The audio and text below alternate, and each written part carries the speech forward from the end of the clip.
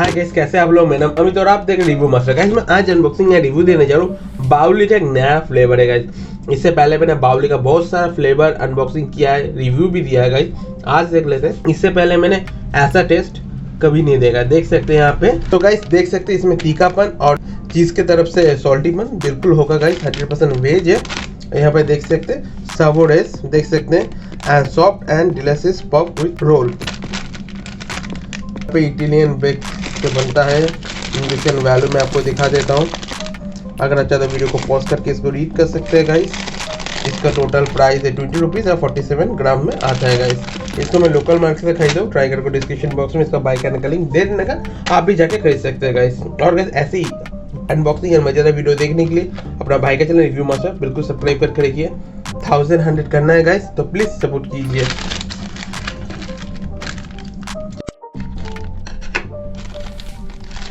तो guys tension है, देख सकते हैं।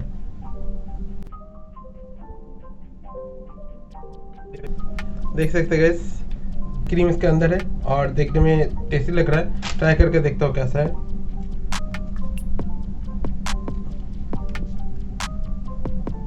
बहुत कड़वा है गाइस। आप इसको अगर ट्राई कर सकते हैं ट्राई कीजिए। मुझे अच्छा नहीं लगा। नॉर्मली ये फ्लेवर मुझे जज नहीं लगा गाइस।